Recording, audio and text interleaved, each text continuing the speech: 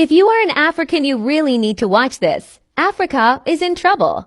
Sub-Saharan Africa has been fundamental to the global prosperity of the advanced countries. And Africa had a role to play. It has a role as a raw material producer. We will not allow Sub-Saharan Africa to escape that. Okay, we do everything to keep Sub-Saharan Africa where it is, also impoverished. It's absolutely vital for the prosperity of everyone else. So let's get clear about that. Okay, and this means all the economic structures, all the global institutions, and the economics we teach everyone is all designed to keep Africa exactly where it is.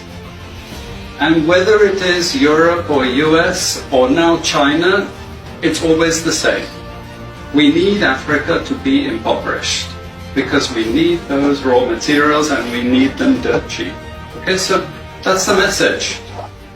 It doesn't mean to say that there's nothing Africans can do. Of course there is. This is what it's about. Because if Africa does do something different, I assure you living standards of all those in Europe and North America and Asia is going to fall. Okay? And that is a big price to pay. I assure you that the West is not going to allow that without a big fight.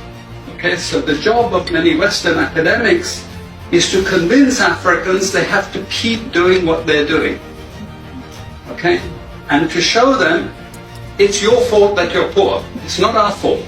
It's your fault that you're poor. You know? So this is what we do in academic institutions. We know the basic forces that have caused this underdevelopment.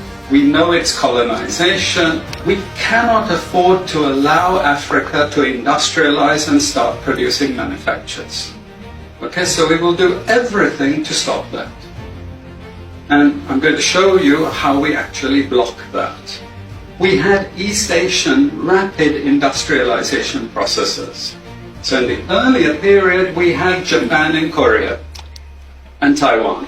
Okay, rapid growth, sucking in raw materials from Africa, driving up the prices.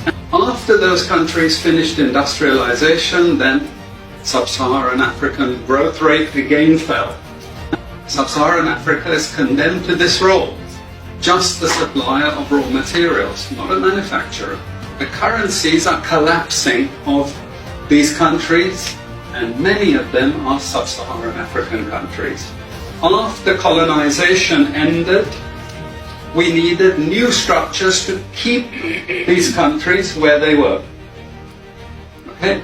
And the first of those is aid. Okay, we give them aid. Aid for what? Actually, we give them aid to keep repressive regimes in power. That's all.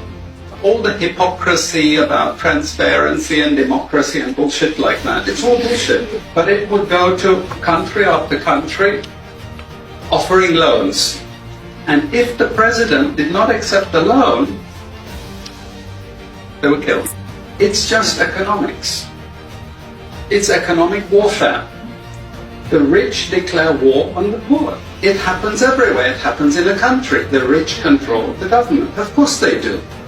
You really believe you have democracy? Come on. You know, I mean, grow up. Who has all the subsidies and income support? US, Europe. The largest budgets in the world for supporting their farmers are Europe and US. You see, we're keeping them dependent. We're keeping them on a string. This next round of the WTO is designed to block that. To block anyone else getting on top of the ladder.